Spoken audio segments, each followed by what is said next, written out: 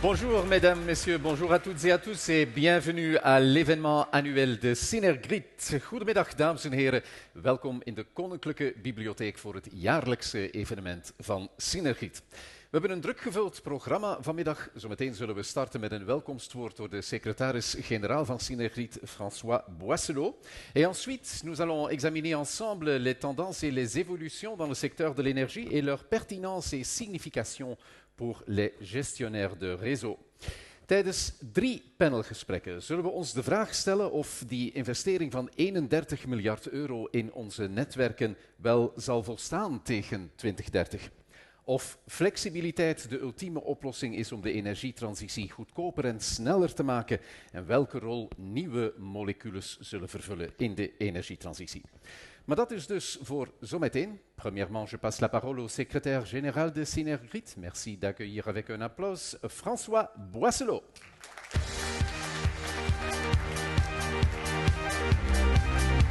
Bonjour François.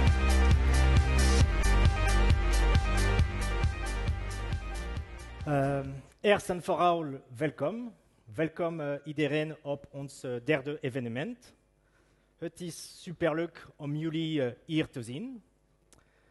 We hebben vandaag 3 kernwoorden: investeringen, flexibiliteit en moleculen. Investeringen, zeker een van de grootste uitdagingen voor netbeheerders.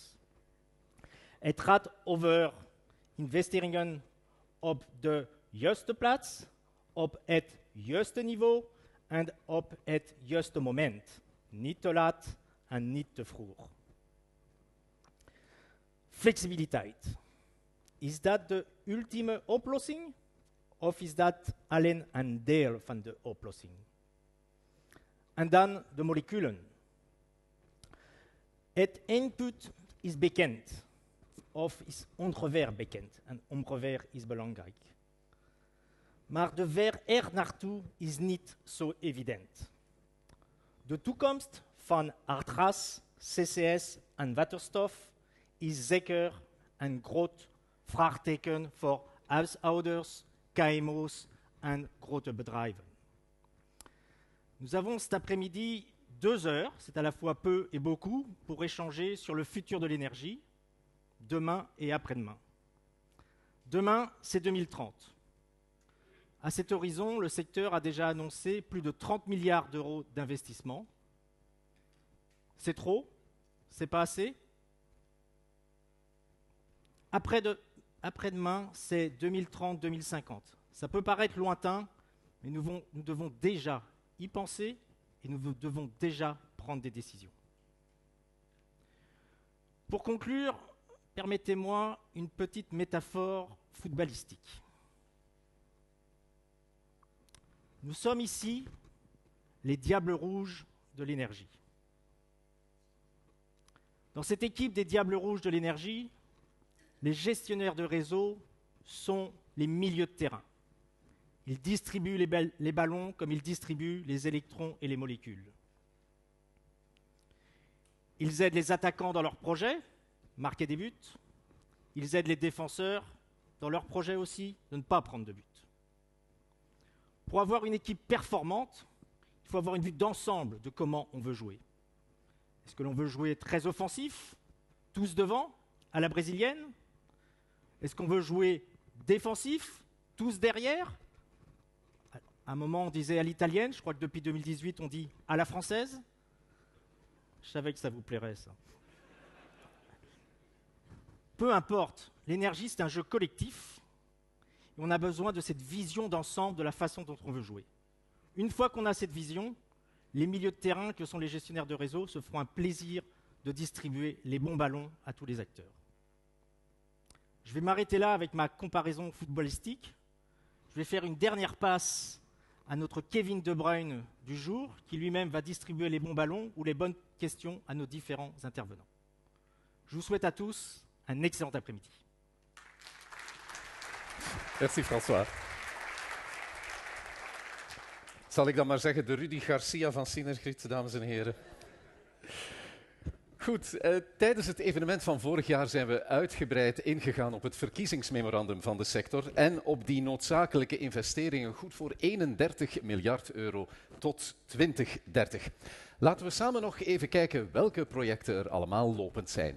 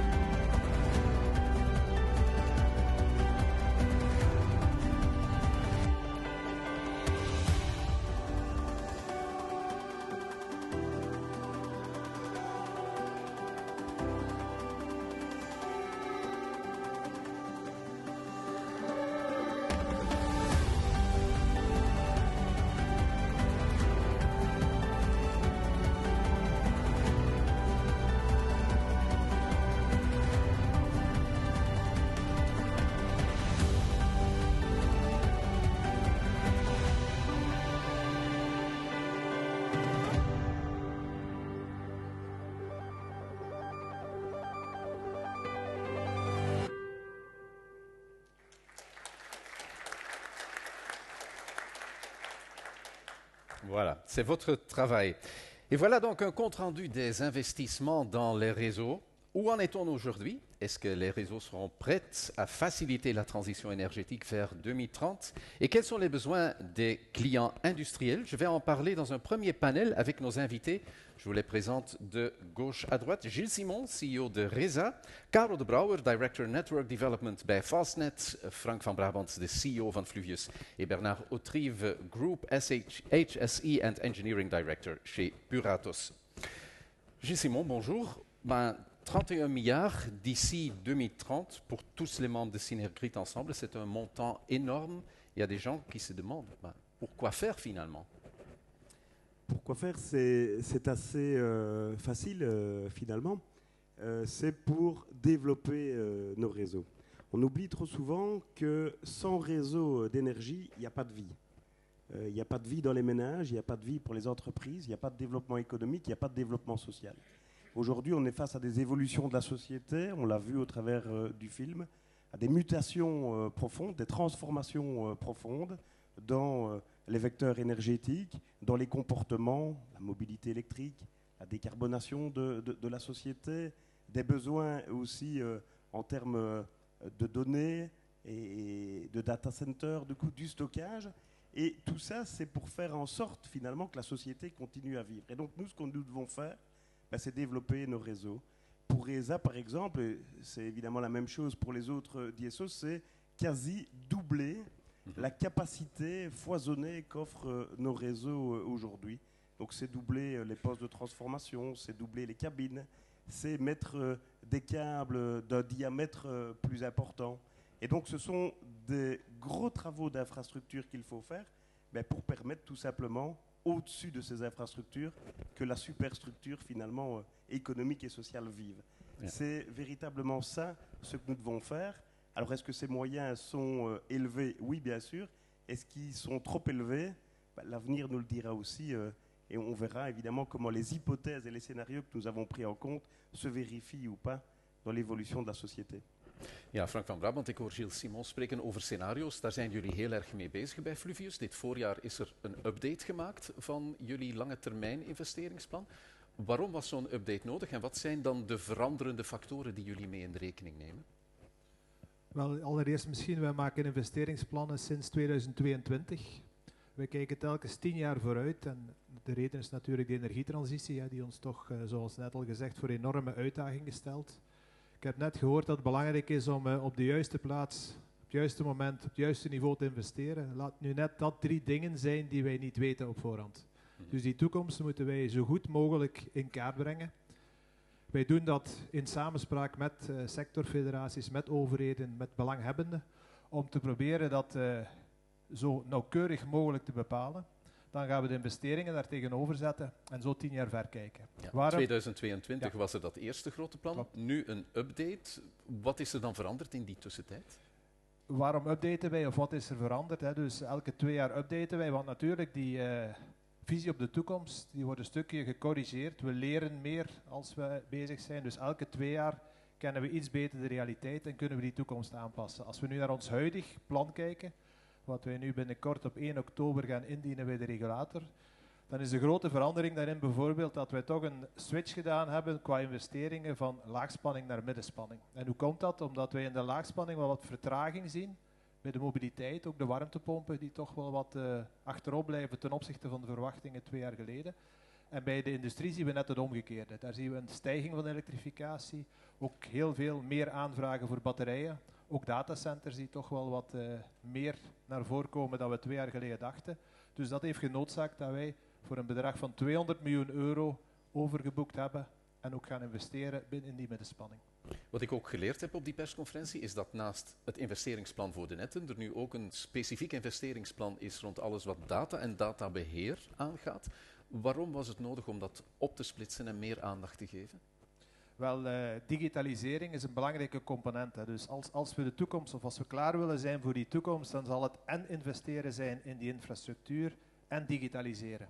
En vandaar het aparte plan voor data en digitalisering, waar we dus toelichten welke ontwikkelingen we gaan doen de volgende jaren op basis van data. Dus de meterdata geven ons heel veel mogelijkheden, heel veel functionaliteiten voor de klanten, voor ons als netbeheerder.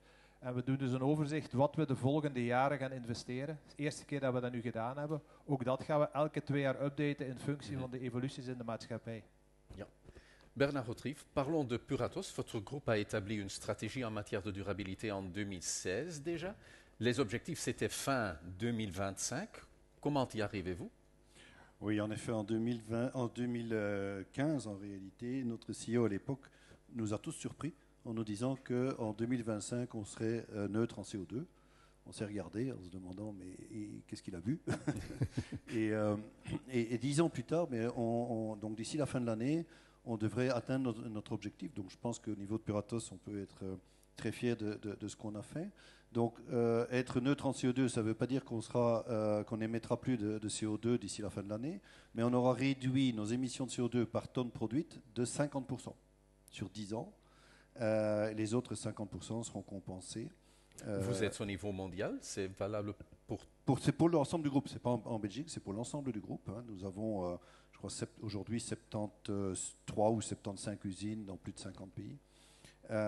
Et donc, comment est-ce qu'on a réalisé ça? Évidemment, par l'installation de panneaux solaires. 100% de notre électricité est de l'électricité verte. Et nous avons revu également, comme par exemple notre usine de chocolat ici près d'Alost, nous avons complètement électrifié notre usine. Nous avons la première usine de chocolat belge 100% électrique. Donc ça me semble un grand défi parce que pour le chocolat, la température, c'est un facteur clé. Oui, et on a été aidé, je dirais, par les innovations technologiques. Hein. Donc nous avons en effet supprimé notre chaudière gaz. Nous avons réussi à passer au 100% électrique grâce à de nouvelles technologies de pompes à chaleur qui montaient jusqu'à 95 degrés.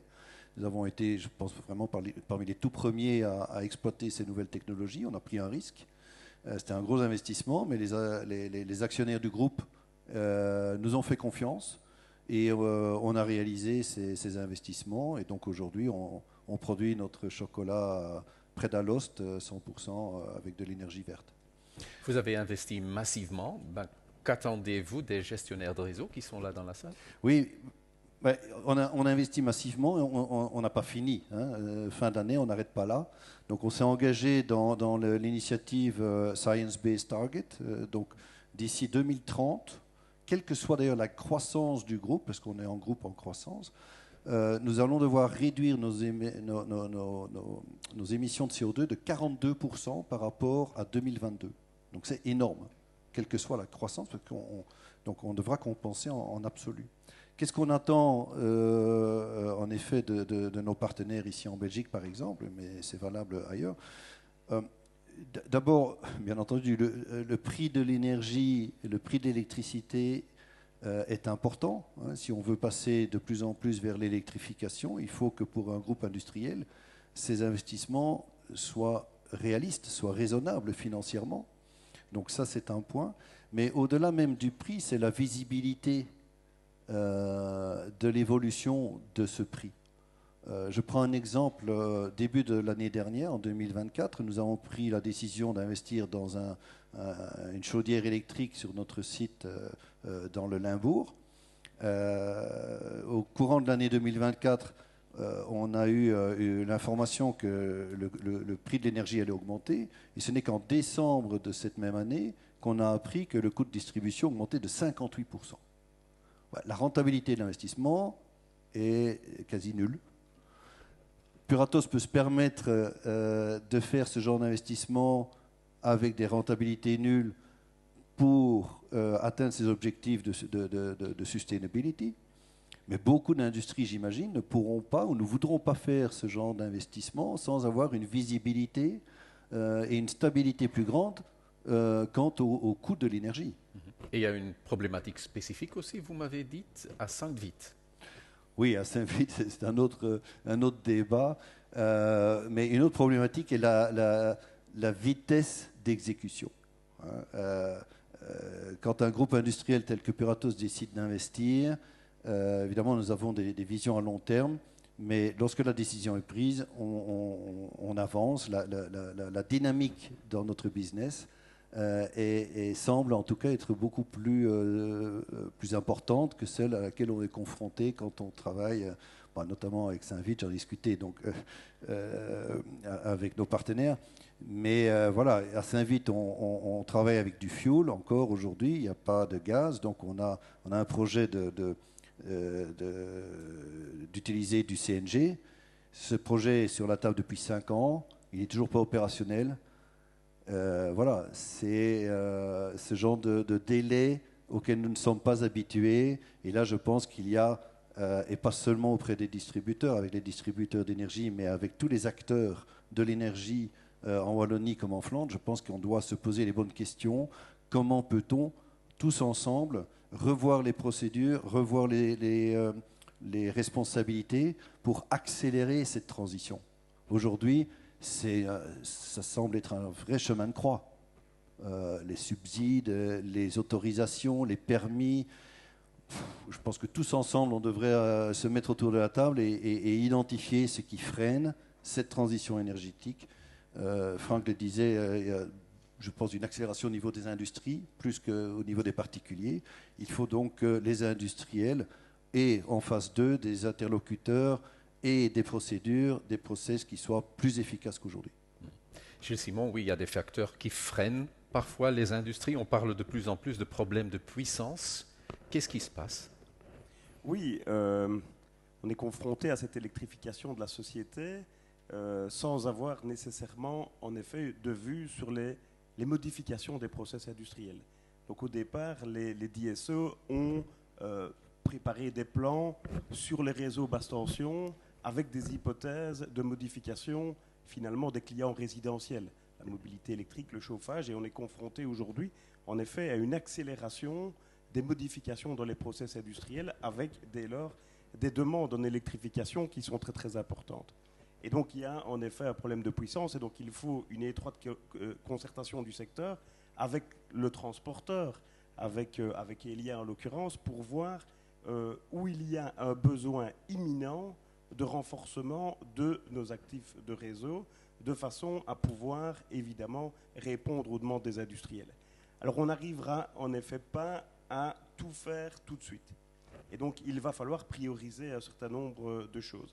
On a besoin de simplification administrative, on interpelle tous fréquemment nos gouvernements, parce que nous sommes aussi, nous, tributaires de lenteurs qui reviennent à d'autres niveaux de pouvoir. Obtenir un permis, par exemple, pour construire une station électrique, est aussi quelque chose de très compliqué.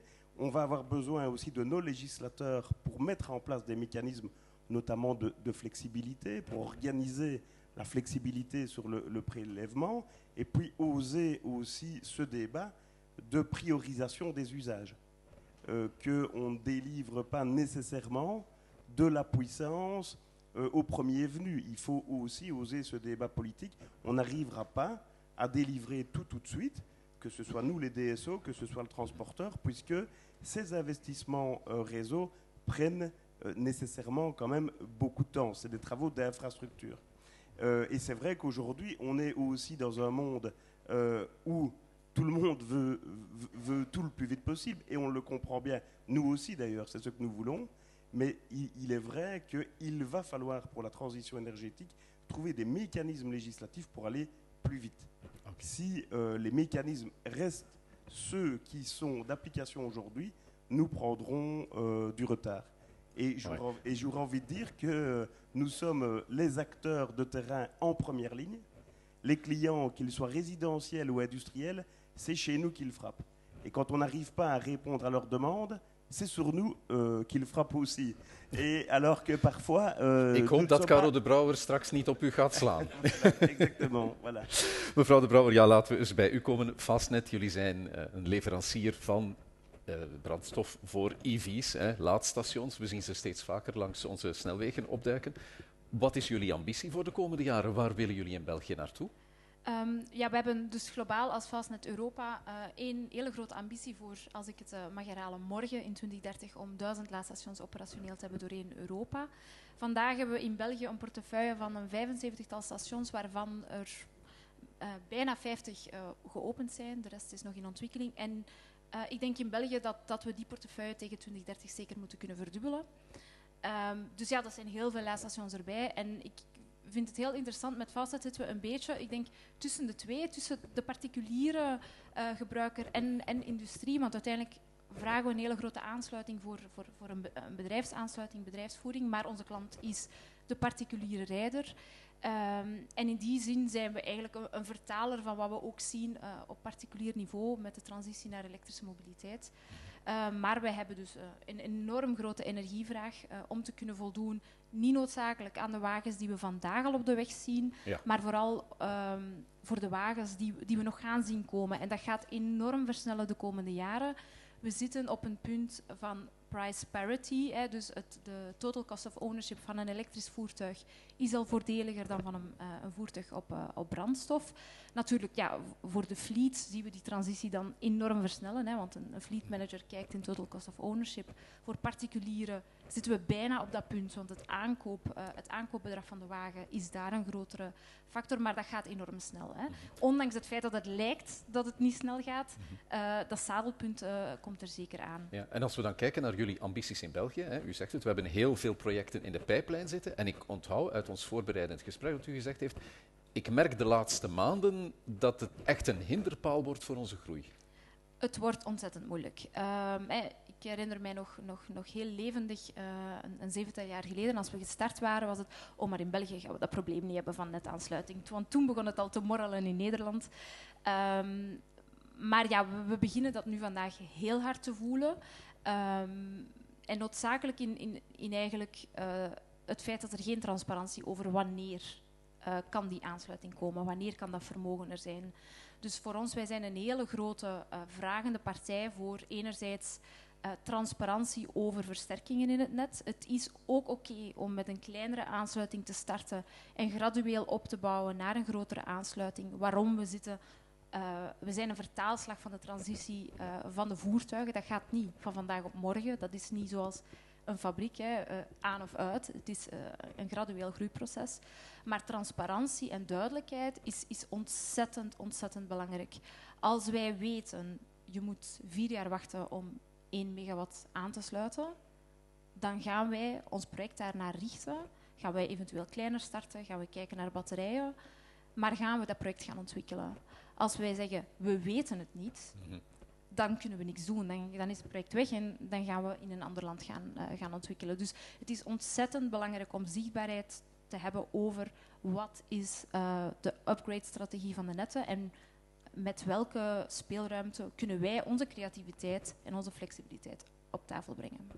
Ja, Frank van Brabant, dan moet ik eens naar u kijken. Hè. Nog meer transparantie, nog meer vooruitblikken. En aan de andere kant ook het feit dat we ook bij ons in Vlaanderen steeds vaker bedrijven horen, zoals wat we bij Puratos horen, dat het moeilijker wordt om een nieuwe aansluiting of een verzwaring van een aansluiting te krijgen. Hoe kunnen jullie daaraan verhelpen? We zijn daar volop mee bezig. Hè. Dus zoals Gilles net ook zegt, het is enerzijds investeren. Hè. Dus je ziet goed de stijgende vraag die we vandaag zien op dat vlak van zware aansluitingen heeft zich al vertaald in een aanpassing van ons investeringsplan richting de middenspanning. Hè. Dus dat is al één van de factoren. Natuurlijk ook, en Gilles heeft het ook gezegd, Elia investeert ook, heeft ook een investeringsplan. En ook daar zijn de nodige aanpassingen nodig, zodoende dat we qua investeringen, qua infrastructuur op niveau komen. Natuurlijk, dat is allemaal niet morgen. Dus wat we ook nodig hebben is welke maatregelen kunnen we ondertussen nemen om te helpen. En daar zitten we met beleid aan tafel om te kijken wat kan, wat mag. Hè. Dus er zit veel in de pijplijn en we kunnen ook maar duidelijkheid. En ik begrijp perfect dat jullie transparantie en duidelijkheid willen. En we willen die ook geven, maar er zijn een aantal zaken waar het beleid en ook de regulator eerst groen licht moet geven dat we die mogen aanwenden, kunnen aanwenden om die duidelijkheid te geven.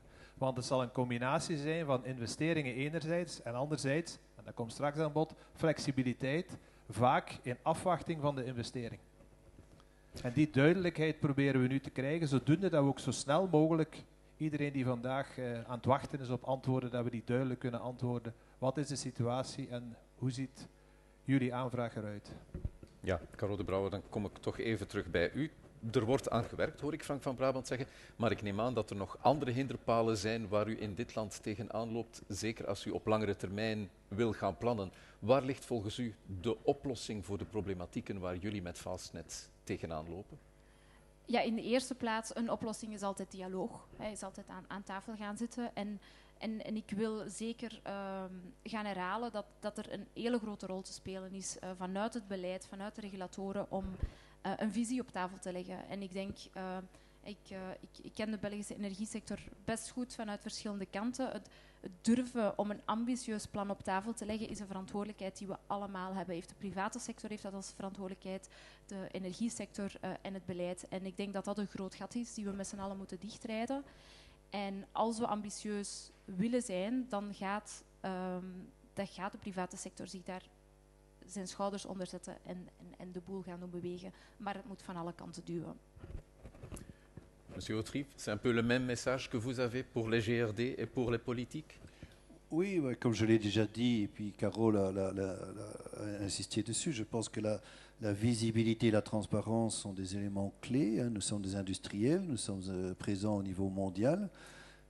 Les décisions d'investissement se font évidemment en fonction de nos marchés, mais nous avons aussi des exigences de nos actionnaires d'être rentables et de suivre la croissance de notre business. Donc si par manque de transparence, par manque de réactivité, par manque de visibilité, nous avons des doutes sur le bien fondé d'un investissement en Belgique, nous serons, et malheureusement ça arrive, mais nous serons obligés d'investir dans d'autres pays qui nous offrent ces conditions et une plus grande certitude quant à la mise à disposition des moyens dont nous avons besoin pour à la fois supporter la croissance du groupe et répondre aux demandes des actionnaires, qui est de devenir en effet neutre en CO2.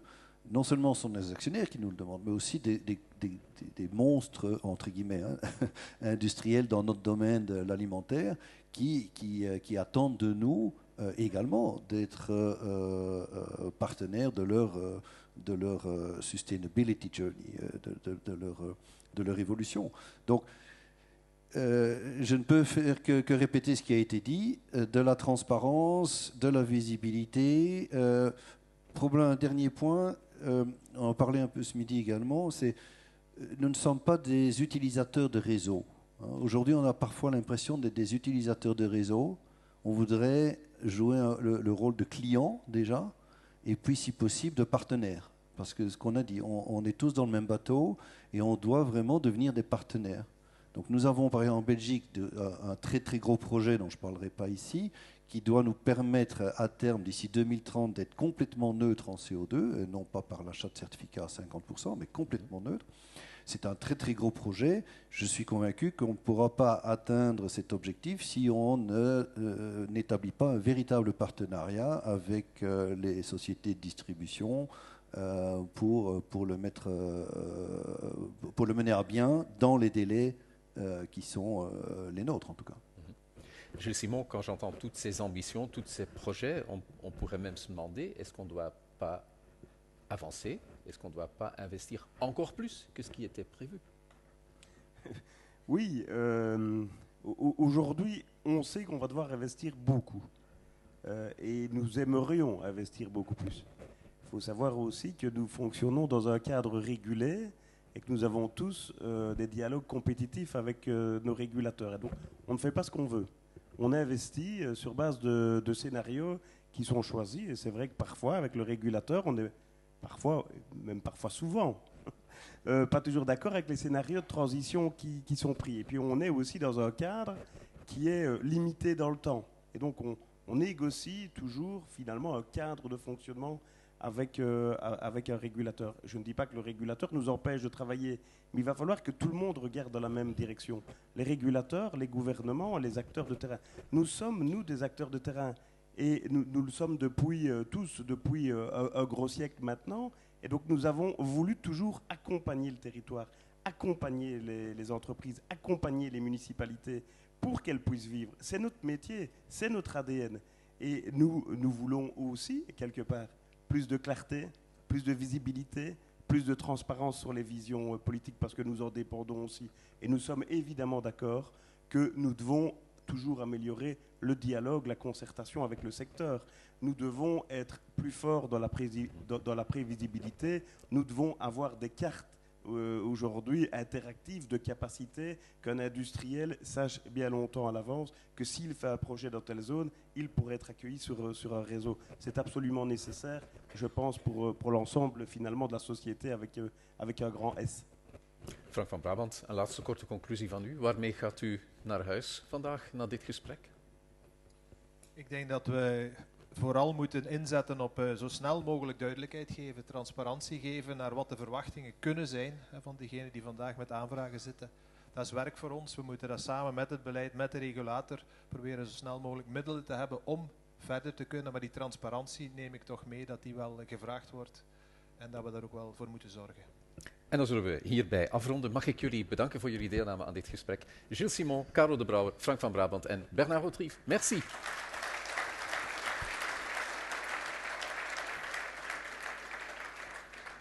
Ja, effectief, dames en heren. Het is heel duidelijk dat je aan de ene kant die vraag hebt rond de investeringen en moet het nog sneller gaan. En aan de andere kant, hoe houden we het allemaal betaalbaar?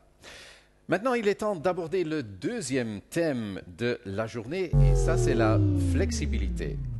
Oeps, daar is blijkbaar een kleine storing. Blijft u even zitten, we kijken om het snel op te lossen. Apparemment, il y a une panne de courant. Veuillez rester à vos places, mesdames, messieurs.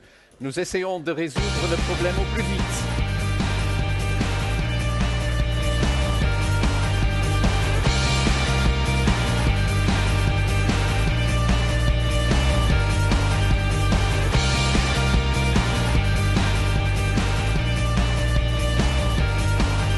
Ja, en u merkt het, de stroom keert terug. Een applaus voor de twee dappere helden die ons flexibele stroom geleverd hebben.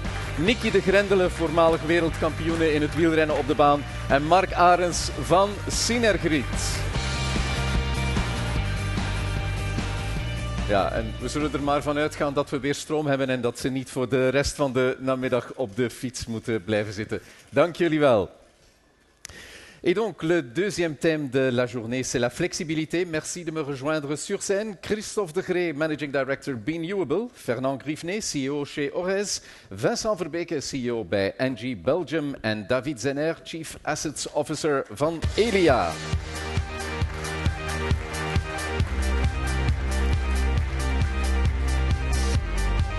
Zo. En ik geef nog even mee dat David Zener Frederik Dunon vervangt, die door een andere verplichting vanmiddag niet aanwezig kan zijn. Fernand, oui, on vient de parler de ces investissements majeurs dans nos réseaux. Est-ce qu'avec la flexibilité, on ne pourrait pas se passer de tous ces investissements? J'espérais que Gilles et Franck vous persuadent du contraire. Manifestement, je dois encore insister sur le fait, évidemment, que la distribution d'électricité, elle repose d'abord et avant tout sur de l'infrastructure. C'est quelque chose qu'on a peut-être un peu trop oublié dans le passé. C'est qu'il ne suffit pas d'avoir des mégawatts de puissance installés quelque part, à Tihange par exemple, pour se dire qu'on a tout réglé. On ne va pas avec un jerrycan à Tihange faire le plein et le ramener chez soi. L'électricité, elle a vraiment cette particularité que sans réseau, elle est juste inutilisable. Elle ne sert à rien. Vous pouvez produire tout ce que vous voulez.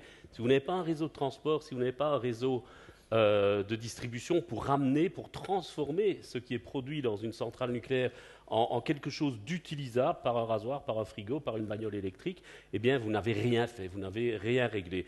Et donc, effectivement, aujourd'hui, plus que jamais, la question de l'infrastructure, la question de l'investissement est cruciale. Et vous avez entendu Franck, il a dit quelque chose d'intéressant, il a dit « j'ai un plan d'investissement dans mes infrastructures et j'ai un plan d'investissement dans le digital ».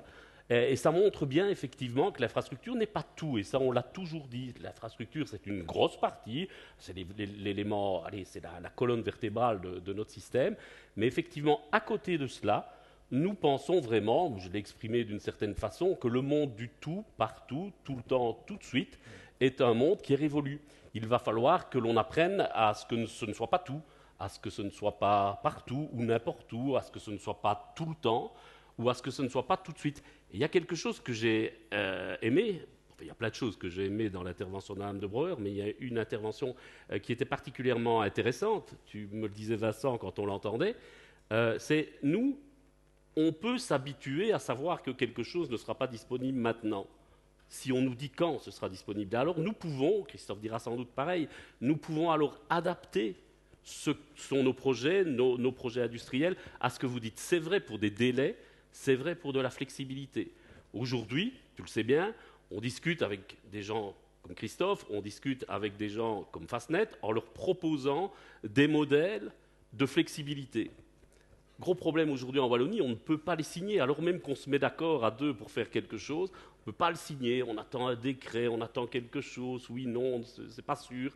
C'est dommage, parce que ce temps qu'on perd, c'est des projets qui quittent la Wallonie, c'est des projets qui vont s'installer ailleurs et qu'on ne récupère pas. Alors je pense que, ça sera peut-être un petit mot de ma conclusion, comme ça on ira vite boire un verre, vous verrez, on doit tous, pas seulement les gestionnaires de réseaux de distribution, pas seulement les clients, pas les utilisateurs de réseau, les clients ou les partenaires qui travaillent avec nous sur ce réseau, mais les autorités doivent aussi se rendre compte qu'elles doivent accompagner ce mouvement et parfois être un peu audacieuses, parfois se dire on prend un petit risque, on en prend tous tout le temps, il va falloir en prendre plus.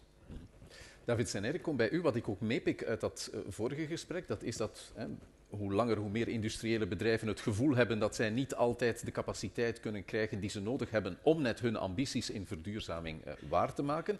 Daar spelen jullie natuurlijk ook een rol in. Is dat een van de redenen net waarom flexibiliteit voor Elia zo belangrijk is? Flexibiliteit is altijd al zeer belangrijk geweest voor Elia in heel veel contexten. Hè. We hebben altijd een grote problematiek gekend van evenwicht van het net, van balancing, waar flexibiliteit ook altijd naar voren werd geschoven als een duidelijke oplossing voor een aantal situaties. We zien dat het vandaag natuurlijk evolueert naar meer en meer op niveau van capaciteit, congestie die we kennen op het transportnet. En daar ook zal en speelt flexibiliteit een zeer, zeer belangrijke rol. Als je kijkt gewoon om een cijfer te geven hoe groot het tsunami is waar we mee te maken hebben. Het bruto verbruik van België is ongeveer een 80 terawattuur. Als we alle aanvragen optellen, komen we gemakkelijk uit aan 145 terawattuur op een horizon van minder dan 10 jaar tijd. We moeten inderdaad massaal investeren en ik denk dat netbeheerders dat ook doen. Maar natuurlijk alles gaan bouwen voor 145 terawattuur is ook niet realistisch, zeker niet op die korte horizon. En dan moeten we gaan zoeken naar intelligente, innovatieve oplossingen. En flexibiliteit is daar zeker één van. Naast zou ik ook zeggen, natuurlijk gaan kijken hoe we de bestaande assets, want dat is een zeer korte termijn natuurlijk, hoe we de bestaande assets ook meer en meer nog kunnen gaan duwen op hun limieten, om toch een aantal projecten al versneld te kunnen toelaten. Daarbovenop, mits flexibiliteit, ook nog meer kunnen gaan toestaan. En dan natuurlijk, het is al gezegd geweest door de collega's, door Fernando Frank, massaal gaan investeren in onze netten. Die plannen ook natuurlijk gaan aanpassen, zodanig dat we daar ook een antwoord kunnen opbieden. Vincent Verbeek, on connaît tous Engie en tant que producteur, en tant que fournisseur. On vous connaît un peu moins concernant la flexibilité. Comment voyez-vous votre rôle sur ce marché de flexibilité? Notre rôle est évidemment essentiel. Donc, notre raison d'être, c'est d'accélérer la transition énergétique. On est le plus grand producteur en Belgique, le plus grand fournisseur d'électrons et de molécules. Les molécules sont aussi importantes. Je suis ravi qu'on va en parler après dans le panel suivant. Et au fond, en Belgique, ici, nous, on a 3 priorités.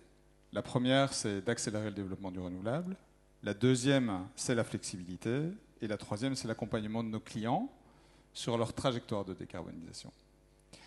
Et sur la flexibilité, c'est un élément absolument critique si on veut faire qu'on accélère et qu'on crée le plus vite possible le système énergétique décarboné de demain. Et la flexibilité, c'est la flexibilité de production, des batteries, on va y revenir, mais aussi centrales de pompage, turbinage, mais aussi des centrales au gaz, flexibilité de production et aussi flexibilité de consommation. Ça, c'est aussi important de pouvoir le souligner. Les clients ont un rôle crucial à jouer dans cette équation de flexibilité. Et donc, il faut absolument faire en sorte que nos industriels puissent consommer de façon flexible et que nos clients résidentiels puissent également consommer de façon flexible. Si on parle de vos clients, vous avez déjà des produits flexibles sur le marché. Quelles sont les réactions des clients? Eh bien, les réactions sont extrêmement positives. Donc ici récemment, on vient de lancer 2 produits, le produit InPower et un autre produit qui est le produit Happy Hours. Et au fond, ces produits sont des produits commerciaux qui incitent nos clients à consommer de la meilleure façon possible pour que ça leur coûte le moins cher. Et ça, au fond, c'est un élément qui est important. On doit essayer de développer un maximum de flexibilité commerciale via des mécanismes de marché. C'est vrai pour la flexibilité de production, c'est vrai aussi pour la flexibilité de consommation. Et finalement, la flexibilité contrainte, parce qu'on n'a pas la connexion ou parce qu'elle est flexible, ça doit venir vraiment en dernier recours. Christophe de Gree, Binubel, jullie business, dat zijn batterijen en flexibiliteitsdiensten. Ik las dat jullie eind vorig jaar 40 miljoen euro hebben opgehaald om de verdere groei van het bedrijf waar te maken. Waar staan jullie vandaag? Die 40 miljoen hebben vooral gediend om een acceleratie. We plannen hier over een marktacceleratie en een energietransitie. Maar ook voor ons bedrijf om een acceleratie te kunnen bewerkstelligen in België. Niet enkel op het vlak, zoals Fernand daar juist zei, niet enkel op de assets vlak, maar ook op de software. Onze software, onze trading software, Voltana, bestaat erin om de algoritmes te bouwen, om de value pockets te gaan halen in de verschillende waardecreaties in de markt. Daar heeft een stuk van de middelen voor gediend. Maar vooral ook om de acceleratie te hebben in de pipeline. Vooral om de acceleratie te hebben naar klanten. We spraken hier over klanten, industriële klanten, die vandaag echt wel de vraag hebben. Wij hebben 100 megawattuur in aanbouw, 500 megawattuur in aanvraag. We komen in België. Ja, hoe zien jullie die markt in België evolueren eigenlijk? Ja, die markt in België is echt wel open aan het breken op het industrieel vlak. Dus wij zijn enkel gefocust op behind the meter, dus batterijen bij de industriële klanten, dus de klanten van Vincent of de klanten van Fernand. Wij zijn geen leverancier, dus dat betekent dat wij die markt echt wel zien opengaan. Er zijn verschillende redenen voor. De zonnemarkt die is het nu niet meer. Er zijn partijen die hun assets in zon verkopen vandaag. Dat is het niet meer. Dus dat is het gevolg daarvan, is dat de installateurs die zonnepanelen hebben geïnstalleerd, terug bij die klanten langs gaan om aan die industriële klant een batterij voor te stellen. Dus die industriële klant die gevraagd geweest is om te elektrificeren, om zijn core processen, zijn industriële processen te elektrificeren, om te investeren in hernieuwbare productie. En die hernieuwbare productie nu tussen 11 en 4 aan negatieve prijzen ziet vertrekken op het net, ja, natuurlijk dat die interesse heeft in batterijen. En dus die komt met vragen behind the meter. Ik denk dat het vandaag al, Fernand zei het al, er worden heel veel inspanningen gedaan. Caro kwam er daar juist in haar bijdragen ook op uit. Transparantie en proactiviteit en snelheid. We zijn hier allemaal, alle vier zijn akkoord. Het vorige panel was ook alle vier akkoord, maar toch gebeurt het niet. En toch blijft de markt op slot. We zijn allemaal, of ik nu met Frank of met Fernand praat, we zijn allemaal het eens dat er dingen moeten veranderen. Als je met David en met andere mensen bij Elia praat ook. En toch blijft die industriële klant in de kou staan. Ik begrijp dat niet. David, dat vraagt om een reactie van jou. Ja, inderdaad, we zijn op veel punten akkoord. Er zijn veel punten die moeten gaan evolueren. Een stuk daarvan ligt natuurlijk ook bij het beleid. Het beleid dat gaat moeten volgen. Nu, we moeten ook eerlijk zijn. Het is allemaal zeer kort dag geweest. Hè. Die tsunami die eraan kwam, spreken we over de laatste 2 jaar. Een tsunami van aanvragen die op ons zijn afgekomen. Wat natuurlijk ook vraagt dat er een aantal acties nu worden genomen, dringend worden genomen. Dat die kaders worden opgesteld. En dat er ook, zeker ook in België, een goede alignering kan bestaan tussen de verschillende kaders. Hè. Niets erger voor industriëlen om geconfronteerd te worden met verschillende regelgeving en verschillende manieren die er zijn. Daarnaast moeten we ook ons natuurlijk niet wegsteken achter het beleid. Moeten we ook natuurlijk als netbeheerders ons huiswerk maken. En moeten we daar ook gaan kijken wat we kunnen doen. Vincent verwees ernaar. Er zijn nog heel veel barrières die we zien, waar we wel een grip kunnen op hebben. En waar we in dialoog met marktpartijen ook kunnen kijken hoe bepaalde van die barrières kunnen weggewerkt worden, zodanig dat die projecten, die flexibiliteit zich ten volle kan gaan ontwikkelen. Fernand Griffney, en tant que gestionnaire de réseau, comment pouvez-vous faciliter la flexibilité? Ceux qui me connaissent savent que j'aime la valse. Pas pour la danser, je vous rassure, mais parce que le rythme ternaire en 3 temps, je trouve que c'est toujours quelque chose d'intéressant lorsqu'on veut faire un exposé. Le premier que l'on peut faire, c'est conscientiser, sensibiliser le client. Tu en parlais, Vincent. Un client de la distribution, il ne se rend pas compte qu'il a un potentiel de flexibilité résidentielle, évidemment, mais même des clients industriels qui travaillent avec nous, ça reste un discours qui leur passe au-dessus de la tête. Et s'ils comprennent, à un moment, ils vont en avoir peur. Donc il faut d'une part le sensibiliser au potentiel de flexibilité qu'il peut s'apporter à lui, et ce sont des avantages économiques qu'il pourra utiliser, et apporter aux infrastructures de réseau, et derrière les infrastructures de réseau, à ses voisins, aux autres utilisateurs. Donc sensibiliser, et puis démystifier la flexibilité. Vous allez continuer à vivre, vous allez continuer à faire tourner votre usine, etc. Là, il y a un énorme travail, je pense, à faire rapidement pour réveiller cette flexibilité qui existe et dont on a besoin. Je vous ai promis 3 temps, il y en a un deuxième. Le deuxième, c'est effectivement, il y a des outils. Et là, on retombe dans notre métier plus classique de gestionnaire de réseau de distribution, que ce soit en matière d'ADMS, que ce soit en matière de données de comptage, on va devoir faire notre métier et donner aux acteurs de marché, aux clients, les éléments qui lui permettent de transformer un potentiel de flexibilité en une réalité. Et puis j'ai envie de dire, il y a un 3e truc sur lequel on travaille, qui viendra peut-être un peu plus tard, mais qui me paraît essentiel aussi, c'est la flexibilité, elle suppose qu'on puisse prévoir le futur. Compliqué de prévoir le futur. Vous connaissez la formule de Pierre Dac. Eh bien, on va devoir aider nos clients à leur tracer un cadre, d'abord de moyen long terme, sur l'année, voilà grosso modo comment on imagine qu'on pourrait vous proposer un profil de charge dans lequel vous devriez vous inscrire. Mais on veut aller plus loin.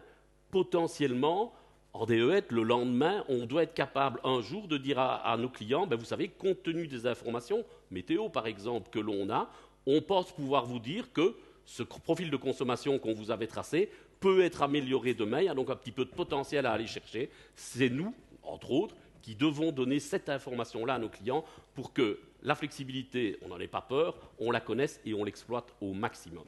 On parle beaucoup de files d'attente et de connexion flexible. Qu'est-ce que cela signifie, une connexion flexible? Il y a une chose bien évidente, c'est que, tant que distributeur, on ne peut donner que ce qu'on a. Dit autrement, on ne peut pas donner ce qu'on n'a pas. Et aujourd'hui, il faut bien reconnaître, il faut le dire, moi je l'assume, je suis président de Synergrid, je pense que tous les membres de Synergrid l'assument, il y a un problème dans certains endroits de puissance disponible. Quand on dit la phrase comme ça, on dit donc aussi qu'il y a certains endroits dans lesquels il n'y a pas de problème de puissance disponible. Le savoir, c'est quelque chose de très important, il faut l'exploiter, je vous ai parlé du partout tout le temps, s'il y a des zones qu'on peut exploiter, il faut le savoir, il faut le dire, c'est notre rôle aussi de donner de l'information par rapport à ça, on y travaille beaucoup avec les collègues d'Elia, pour que justement on exploite ce qui existe. Mais voilà, on le sait, il y a des endroits où il n'y a pas assez en tout cas. Franck l'a dit tout à l'heure, la réponse c'est l'investissement, mais l'investissement est lent, l'investissement est long, il prend du temps. Déjà le dire, que ça prendra un certain temps, j'entends que ça aide des opérateurs industriels pour s'adapter. Mais on sait aussi que dans toute une série de situations, pour occuper la période, des raccordements flexibles peuvent permettre de faire des choses. Peut-être pas ce dont on rêve, mais de faire des choses. Et là, c'est une discussion qu'on doit avoir avec d'autres opérateurs, avec d'autres clients. Est-ce que le cadre qu'on peut vous proposer aujourd'hui, en espérant rapidement ou pas pouvoir l'améliorer, est-ce que ce cadre-là vous permet de faire quelque chose, d'avoir un business model qui vous permet d'être rentable et de nourrir vos actionnaires, comme je l'entendais tout à l'heure. C'est tout à fait normal, c'est quelque chose que nous essayons de faire, et je le redis encore, il faut saisir ces balles. Chaque fois qu'un client est d'accord avec un mode de flexibilité, on ne doit vraiment pas hésiter, on doit aller de l'avant. Vincent Verbeek, les connexions flexibles, une solution bonne selon vous? Comme je l'ai dit tout à l'heure, je pense qu'il faut tout d'abord s'attaquer à la source du problème. Okay, donc, et là, je vois quelques pistes sur la flexibilité de production que j'évoquais tout à l'heure. David a évoqué la quantité, le tsunami de demande. Il faut s'attaquer à ça, il faut travailler de façon un peu sérieuse. Donc il faut pouvoir parler de la maturité des projets, il faut pouvoir parler de l'engagement que les développeurs prennent lorsqu'ils font une demande. Moi, j'aime bien ta formule, Fernand. Le tout le temps, ça n'est pas possible. Mais il faut s'attaquer, donc il faut nettoyer cette file d'attente, parce que là-dedans, il y a pléthore de projets qui ne sont juste pas sérieux. Et les projets pas sérieux, il faut les sortir. Et deuxième chose, qui est très importante, c'est des outils de flexibilité. Ils sont là pour aider le réseau, pas pour l'engorger. Donc, quand on traite une demande de connexion d'un outil flexible, il faut que ce soit traité comme un outil flexible, pas comme un outil qui va congestionner le réseau. Et enfin, en dernier recours, ça c'est vrai, une connexion flexible, c'est mieux que pas de connexion du tout, ça c'est évident. Et je voudrais encore dire un petit mot sur la partie flexibilité côté client. Pour moi, là, le nerf de la guerre, c'est le déploiement des compteurs digitaux, des smart meters. Donc ça, c'est très important, un appel du pied à mes collègues pour aller le plus vite possible là-dessus. Et alors aussi, s'il vous plaît, quand on installe des compteurs intelligents, laissons-les être intelligents par défaut. Comment est-il possible que dans ce pays, on installe des compteurs intelligents et que par défaut, on dit qu'ils ne peuvent pas être intelligents? C'est quand même incroyable. Donc ça, c'est un appel du pied à mes collègues. Et un deuxième petit appel du pied à mes collègues, la Belgique, c'est quand même pas un grand pays. Donc si on veut que le client s'y retrouve et qu'il s'y retrouve dans les incentives économiques au nord du pays, dans notre belle capitale et au sud du pays, il ne faut quand même pas commencer à mettre du décalage horaire entre ces régions et à faire de la tarification différenciée entre les différentes régions. On n'est quand même pas un si grand pays que ça. Bienvenue en Belgique. Hein? Je vais quand même aller chez Christophe. Christophe, bienvenue en Belgique. Ik kom even terug op die flexibele aansluitingen. Hoe zien jullie dat en wat verwachten jullie daar als bedrijf van? Wel, ik vond de bijdrage van Caro daar juist wel heel pertinent en Fernand sprak er ook al over. Het is aan ons, als spelers van de markt, om ons aan te passen aan het kader. En dus het kader dat ons gesteld wordt met flexibele aansluitingen. Mijn referentiekader vandaag is geen aansluiting. Zoals ik al zei, 500 megawattuur in aanvraag. Dat betekent dat er heel wat aansluitingen nog geen antwoord hebben en waar ik geen transparantie op heb. Of ik ga kunnen investeren in België of niet. Of ik het in Duitsland ga moeten doen of hier in België.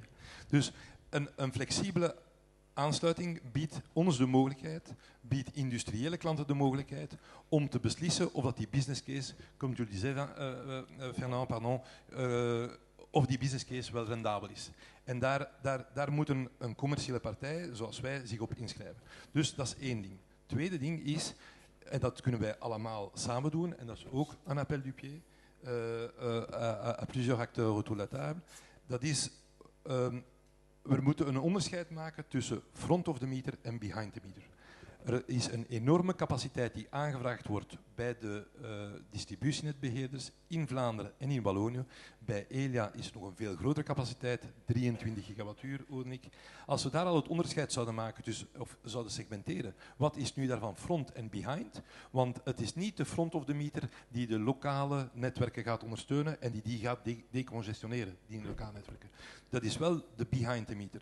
Dus dat is een eerste segmentatie die men kan doen. Een tweede segmentatie, Vincent sprak er al over, we moeten de cowboys eruit halen.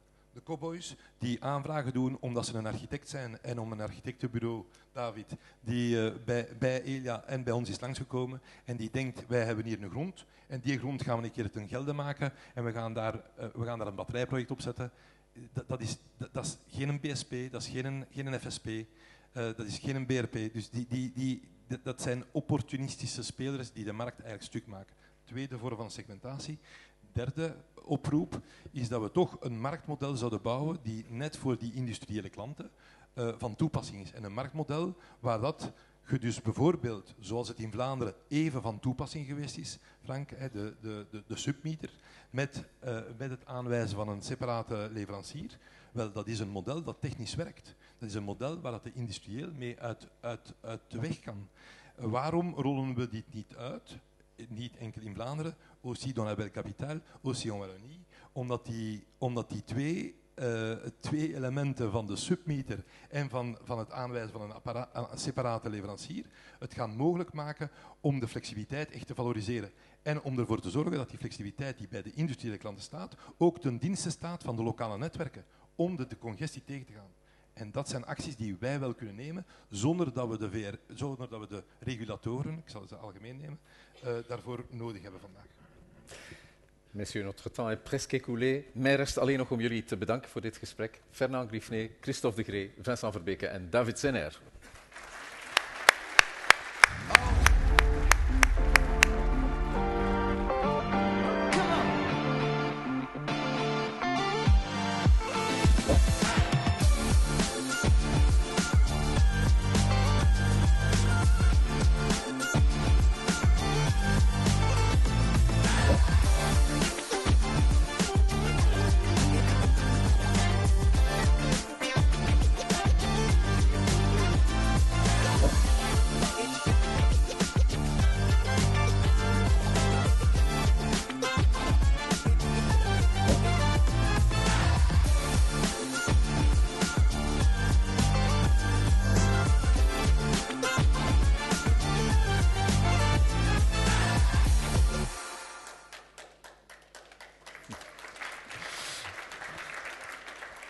Ja, we zagen in de video zo pas een overzicht van nieuwe moleculen die een rol kunnen en zullen spelen om de doelstellingen van de energie- en de klimaattransitie waar te maken. In het volgende panel maken we een stand van zaken op en bespreken we uiteraard ook de uitdagingen. Voici le troisième panel sur ce plateau. Je vous les présente Laurent Schild, secrétaire général chez Mbuild, Ine Mertens, CEO van Sibelga, Leen van Hamme, Senior VP Strategy and Sustainability bij Fluxys. En zij neemt de plaats in van Pascal de Buc, die verstek moet laten gaan omwille van een vergadering die zijn aanwezigheid vereist. En last but not least, Tim van den Bossen, CEO EU, Middle East en Asia bij Carmeuze. Leen van Hamme, ja, we hebben al heel veel gepraat over elektrificatie, maar gas blijft een belangrijke energiebron in ons land, zowel voor de industrie als het residentieel verbruik. Vorig jaar, aardgasverbruik bijna het dubbele in termen van energie als het elektriciteitsverbruik. Als u vanuit Fluxys nu naar de toekomst kijkt, wat is jullie visie op het energiesysteem? Wel, inderdaad. Dus we hebben heel veel vandaag al over elektrificatie gepraat. Als je kijkt naar de finale energiemix in België, dan zit je met een verbruik van 350 terawattuur, 20% elektriciteit, 30% aardgas, 40% olie. Ik rond een beetje af. Dus je ziet, het belang van die moleculen is bijzonder groot. En dat zal ook in de toekomst zo blijven, zelfs al ga je een verdubbeling hebben van de hoeveelheid verbruikte elektriciteit. Dus het geïntegreerd bekijken van het ganse energiesysteem is enorm belangrijk. Hè? Want je hebt leveringszekerheid nodig, dat moet allemaal betaalbaar blijven en het moet sustainable zijn. Dus heel die driehoek en al die vectoren moeten in evenwicht zijn en er moet echt goed nagedacht worden om het geheel op een meest kostefficiënte manier te laten werken. Je hebt industrieën die absoluut niet kunnen elektrificeren of maar gedeeltelijk. Je hebt andere industrieën bijvoorbeeld die CO2 gewoon uit hun proces stoten, waardoor dat je dus die CCUS, dus die carbon capture en storage nodig gaat hebben, zoals de cement- en de kalkindustrie. Dus je hebt echt een panoplie aan verschillende oplossingen nodig. Ja, Tim Kammer, dan komen we meteen bij u natuurlijk. Carmeuse, als kalkproducent, een van de hard-to-abate sectoren. Hoe proberen jullie dan toch om jullie CO2-uitstoot te verminderen? Ja, eerst en vooral, zoals u aangeeft, wij zijn een hard-to-abate industry. Wat eigenlijk eerst en vooral concreet betekent dat voor iedere ton kalk die wij produceren, gaat er ongeveer 1 ton CO2 de lucht in, hè, wat dus wel significant is. En wat bovendien heel specifiek is aan de kalkproductie, is dat slechts 1/3 van de CO2-uitstoot die is verbonden aan het verbranden van fossiele brandstoffen, terwijl 2/3 gekoppeld is aan het chemische proces waarbij dat kalksteen wordt omgezet naar kalk. Nu, wat doen wij als bedrijf? Eerst en vooral hebben wij de voorbije jaren, ik spreek niet van de voorbije 3 tot 5 jaar, maar de voorbije 10, 15 jaar, hebben wij massaal geïnvesteerd in de modernisering van onze fabrieken over heel de wereld, maar vooral in Europa, omwille van de problematiek die zich stelt. En concreet betekent dat wij vandaag, en sinds eind 2022, hebben wij in al onze fabrieken in Europa, dus ook in België, wij wat we noemen best available technology. Wat concreet betekent dat wij werken met de meest energie-efficiënte technologie. En wij zitten vandaag aan een energie-efficiëntie van rond de 85%. Wat voor een industriële toepassing zeer, zeer hoog is. Het voordeel is dat we onze CO2-afdruk hebben natuurlijk gereduceerd. Het nadeel is natuurlijk dat dat geen hefboom is die we nog kunnen gebruiken naar de toekomst toe. Dus tussen vandaag en 2030 gaan wij inzetten op een drietal prioriteiten. Ten eerste gaan wij zo snel mogelijk de overschakeling maken naar biomassa. En met biomassa bedoel ik concreet landbouwafval. Ja, biomethaan. Inderdaad, bijvoorbeeld. Dus dat is heel belangrijk, ook omdat dat voor ons de enige manier is om zonder afhankelijk te zijn van CCS of CCUS, om onze voetafdruk met 1/3 naar beneden te brengen. Ja, heel concreet, bij u is elektrificatie voor de ovens onmogelijk. Dat is om puur operationele redenen, kostenredenen is inderdaad onmogelijk, omdat de temperatuur van die ovens gaat naar 1200 graden. Dat elektrificeren is heel moeilijk. Wat wij wel gaan doen is ook om zo snel mogelijk over te schakelen naar groene elektriciteit, dus van hernieuwbare bronnen. En daar hebben we een target om tegen 2030 75% te halen. We zitten vandaag iets boven de 50%. En tenslotte natuurlijk volop inzetten op carbon capture and sequestration. Carbon capture and utilization is een deeltje van de oplossing, maar we denken dat dat vrij klein zal blijven. Dus CCS is voor ons heel belangrijk. En daar is dus onze verantwoordelijkheid als industrieel om eerst en vooral de CO2 te capteren in onze eigen fabrieken. Ja, daar zijn jullie volop mee bezig. Er loopt een pilootproject op fabriekschaal nabij Luik. Wat zijn de eerste ervaringen met die installatie? We hebben inderdaad een fabriek die hebben gebouwd, een klein fabriekje in Sey, vlakbij Luik. En het is belangrijk om inderdaad te benadrukken dat dat is geen labo, dat is effectief een effectieve fabriek. Wat ons toelaat, als die technologie bevestigd wordt en gevalideerd, dat we die ook onmiddellijk op industriële schaal kunnen uitrollen. De bedoeling is om klaar te zijn tegen 2028. Het gaat echt om een R&D-project, een one-of-a-kind technology die we als Carmeuse ontwikkelen, waarbij dat we eigenlijk een volledig nieuwe oven, een volledig nieuwe design van de oven ontwikkelen.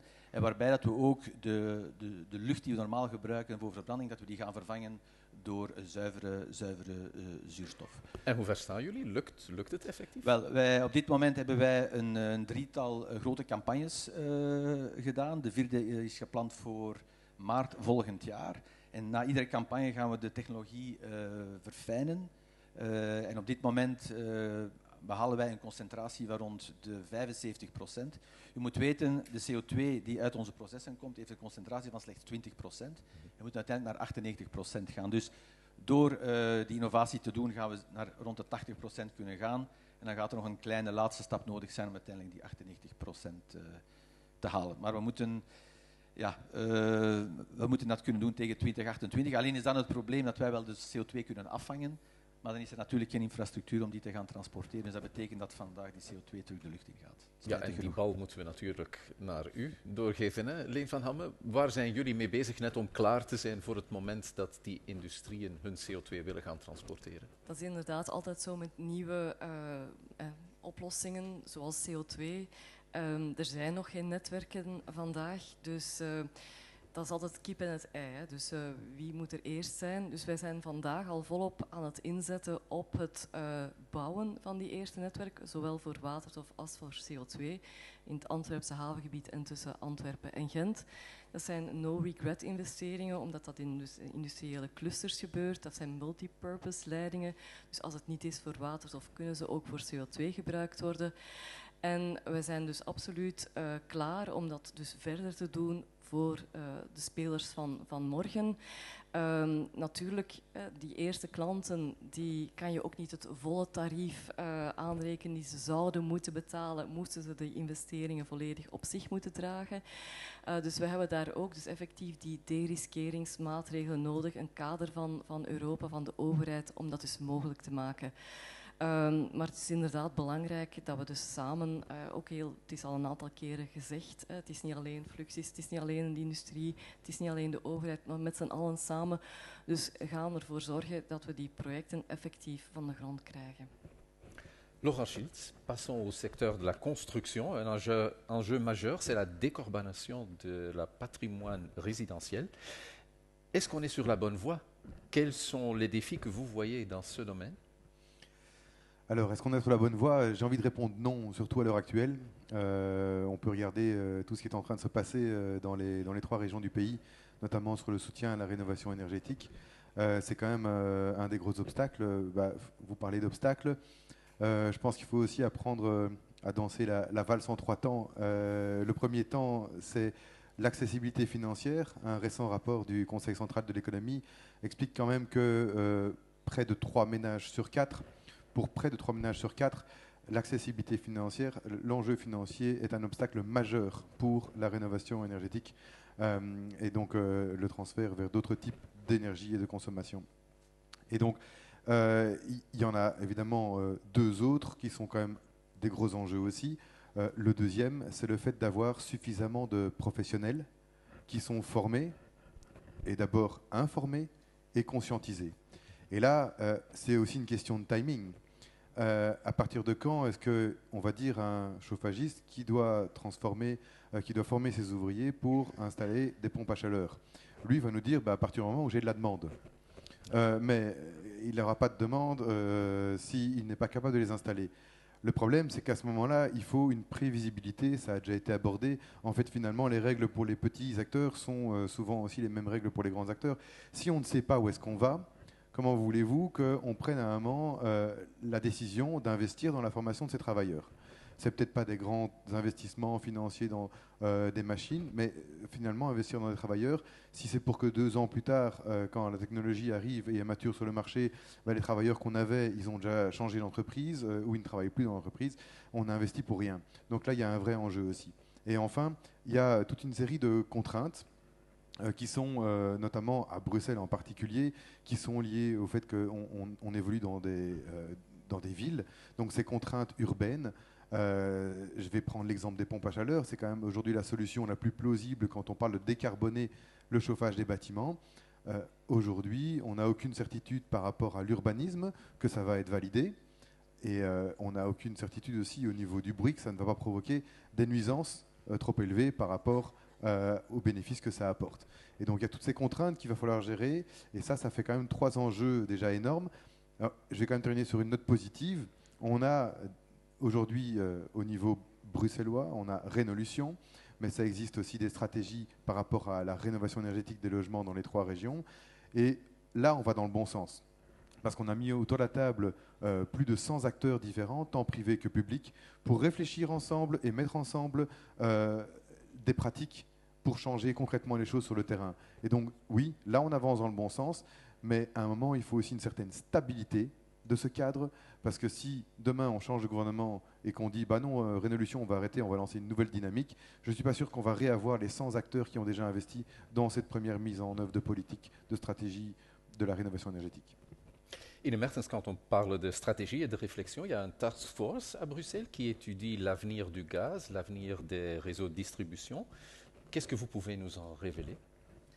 En fait, c'est une task force chaleur, parce qu'à Bruxelles, nous avons peu d'industrie, nous avons peu de batteries, nous avons peu de data centers, nous n'avons pas de gouvernement, mais nous avons beaucoup... Pas encore. Non, tout à fait. Mais nous avons beaucoup de bâtiments, beaucoup de vieux bâtiments aussi. Et donc, le défi de la transition énergétique à Bruxelles, c'est vrai que c'est un peu plus long terme, mais c'est quand même la décarbonation de la chaleur. Plus de 90% des clients se chauffent au gaz naturel, énergie fossile, molécules fossiles, et donc il va falloir trouver d'autres solutions effectivement. Et alors le problème du chauffage, c'est que il y a quand même l'aspect saisonnier, c'est-à-dire que tout le monde a froid en hiver, et donc là où la consommation du gaz naturel sur base annuelle est 2 fois la consommation d'électricité, mais en pointe en hiver, la pointe au gaz naturel, c'est 5 fois la pointe électrique. Donc, effectivement, ce task force a été créé à la demande de la région pour étudier les solutions de chauffage renouvelables à horizon 2050.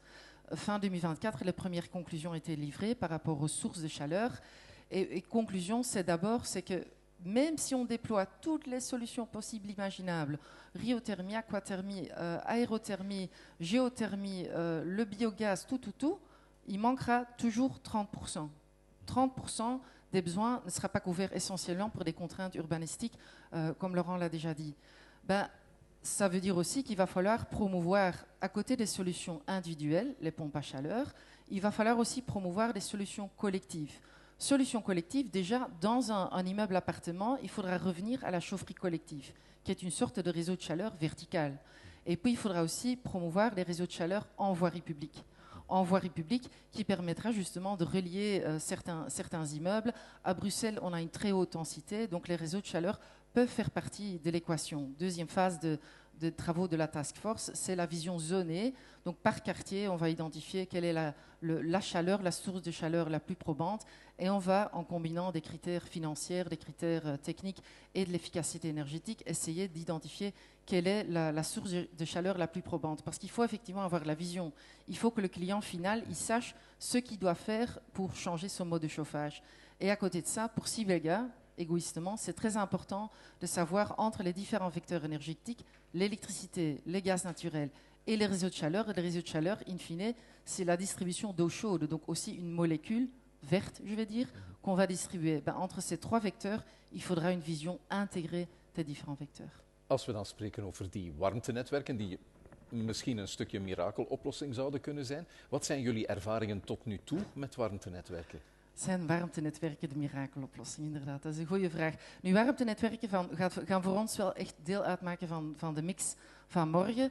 Maar als we de verschillende studies bekijken, dan varieert dat tussen 4% en 50%. Dat is een hele grote vork. Nu, in Brussel is er 1 warmtenetwerk. Dat vertrekt van de verbrandingsoven van Nederover-Eembeek via DOX. Dat verwarmt dan de serres van onze koning en zijn zwembad. En dan gaan we verder. En wij zijn, as we speak, zijn wij bezig om dat warmtenetwerk uit te breiden naar Nederover-Eembeek, naar het zwembad van Nederover-Eembeek. Maar daar zien we wel toch een aantal complexiteiten. Enerzijds in de aanleg van zo'n netwerk. We zitten in de rijweg. Dat zijn 2 zoonbuizen, heen en terug, die we moeten aanleggen. En dat heeft dus een enorme impact op de mobiliteit. Daarnaast heb je ook de financiering en de rentabiliteit van dit soort netwerken. Opnieuw, we hebben grote verbruikers nodig om zo'n investeringen betaalbaar en rendabel te maken. En dus is een warmtenetwerk de mirakeloplossing. Het gaat deel uitmaken van de mix. Opnieuw, wij hebben graag een visie tussen elektriciteit opbouwen, gas afbouwen, decommissioneren en warmtenetwerken, maar een uitgebalanceerde visie tussen de 3 lijkt ons echt wel noodzakelijk. Laurent Schiltz, quand on parle de devenir plus durable dans votre secteur, l'un des enjeux, c'est également de rendre les propres activités des entreprises de construction plus durables. Quels sont les projets en cours et quels sont les obstacles dans ce domaine-là? Alors, je vais donner un premier projet qui donne quand même un bon exemple qu'au niveau des entreprises, en tout cas, il y a une réelle volonté à avancer et il y a une réelle prise de conscience aussi. Le projet Build Circular, .Brussels, c'est un projet qu'on a lancé en 2021 et dans lequel on a déjà engagé plus de 760 entreprises dans une dynamique de plus de circularité. Et c'est la vision circulaire à l'échelle la plus large possible. Et donc, on a accompagné près de 360 entreprises différentes grâce à ce programme. Et dans plus de 260 cas, on a réussi à implémenter des nouvelles pratiques circulaires sur les chantiers. Et donc les entreprises, en fait, elles sont vraiment ouvertes quand on vient avec des solutions, a priori en plus quand ce sont des quick wins, mais il y a toujours des enjeux évidemment financiers, surtout aujourd'hui, quand on sait que sur les 4 dernières années, on a augmenté de près de 30% les coûts de construction, que ce soit les matériaux ou les coûts humains avec l'indexation automatique en Belgique. On se rend compte que c'est très difficile encore pour le public, les clients, les entreprises de construction, d'accepter de nouvelles hausses. Et donc dans un premier temps, il faut évidemment venir avec ces évolutions de pratiques qui n'ont pas de coût, de répercussions directes sur les coûts de la construction. Et si on parle de la consommation d'énergie sur les chantiers? Alors par rapport à la consommation d'énergie sur les chantiers, l'enjeu est aussi assez complexe. Pourquoi? Parce qu'un chantier, par définition, c'est temporaire.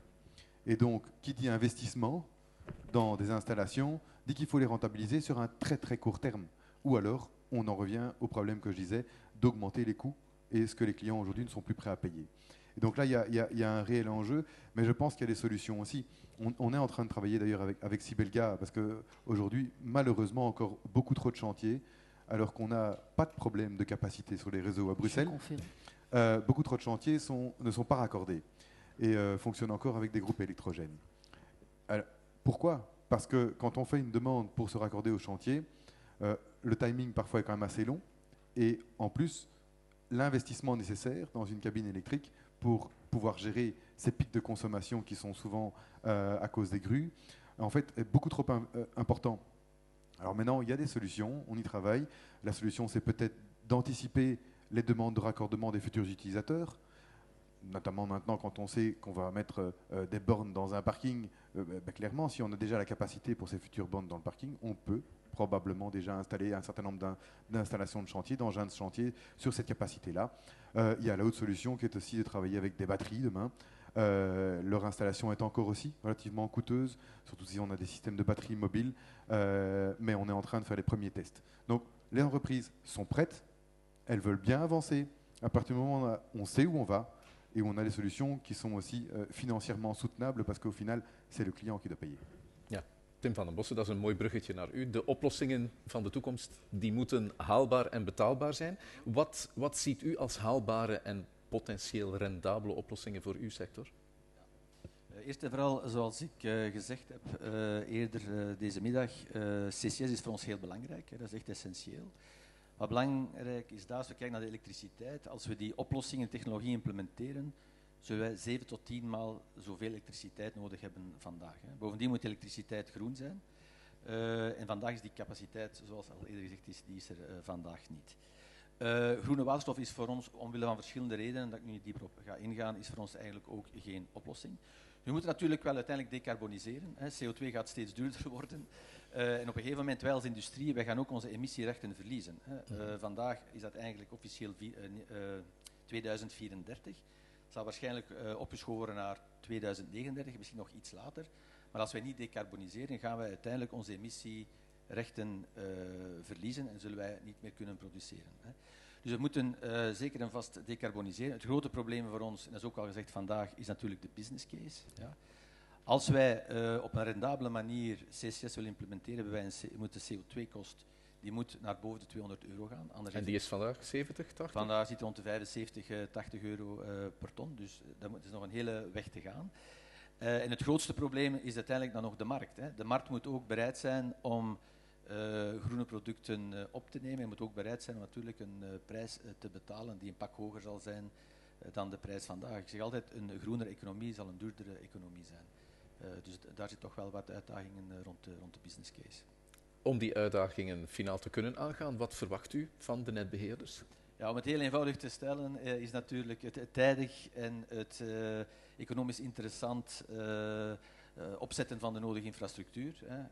Elektriciteit kijken we natuurlijk naar Elia. Voor het transporteren van onze CO2 kijken we natuurlijk naar Fluxys. Voor het transport, wij zijn voorstander van transport via pijpleidingen. Er zijn alternatieven, trein, boot. Maar dat is, ik zou zeggen, dat is een plan B of een plan C. De grote uitdaging, hoe wij ze zien, is de komende 15 jaar. De komende 15 jaar. Ik denk dat na 2040 dat alles veel duidelijker zal zijn. Maar tussen vandaag en 2040 zijn de komende 15 jaar is enorm veel onzekerheid. Wij weten niet of onze klanten uiteindelijk die groene producten gaan willen kopen en betalen. Fluxys vraagt van ons een commitment, en terecht, dat begrijpen wij ook. Dus er is heel veel onzekerheid in het systeem. Dat leidt er ook toe dat niemand eigenlijk de nodige beslissingen neemt die vandaag eigenlijk zouden moeten genomen worden. Dus het is eigenlijk een vicieuze cirkel die eigenlijk echt wel heel dringend moet doorbroken worden. Ik denk persoonlijk dat daar de overheid, Europa, een hele belangrijke rol speelt. En mijn visie is heel duidelijk. Als we echt willen inzetten op klimaat, ja, dan moet het transport van CO2 moet even essentieel en even strategisch worden als het transport van elektriciteit, water of gas. Dat is, ik denk dat daar de overheid een hele belangrijke rol speelt om die vicieuze cirkel te doorbreken. Leen van Hamme, ik neem aan dat u zich daarbij kan aansluiten bij die boodschap. Ja, ik denk dat het heel erg in lijn ligt met wat ik eerder al zei. En wij doen er ook effectief alles aan om die marktpartijen te bevragen, om continu zeker te zijn dat we weten welke volumes ze tegen wanneer nodig hebben. We kijken ook naar onze buurlanden, want net zoals we bij aardgas een aardgashub zijn geworden, wat heel interessant is voor onze eindklanten hier vandaag, willen we hetzelfde realiseren, zowel voor waterstof als voor CO2. Dus ook op het buitenland zetten we in om die marktvraag tenminste duidelijk te krijgen, om dan effectief met alle partijen naar de overheid te kunnen gaan stappen, om te zeggen van kijk, dit is het plaatje. Als jullie willen, en de industrie vraagt ons dit, als jullie willen dat dit bewaarheid wordt, dan hebben we dit soort maatregelen nodig. Dus dat is eigenlijk waar we vandaag mee bezig zijn en waar we dus die dialoog moeten verder zetten met alle actoren om een oplossing te kunnen bieden. Mag ik op deze hoopvolle noot afronden en jullie bedanken. Tim van den Bossen, Leen van Hamme, Ine Mertens en Laurent Schultz.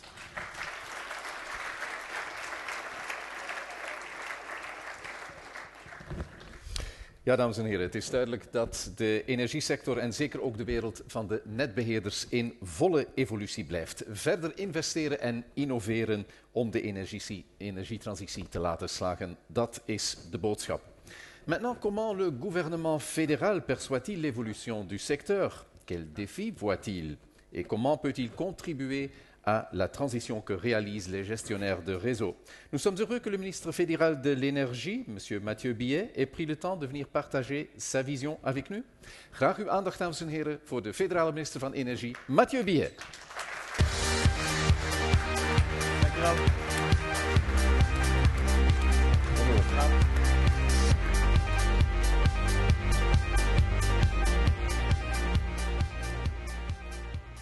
Mesdames, Messieurs, chers acteurs du réseau, chers entrepreneurs, avant tout, permettez-moi de remercier Synergrid, évidemment, pour cette invitation et cette organisation avec les gestionnaires de réseau, les producteurs, mais aussi les fournisseurs présents aujourd'hui.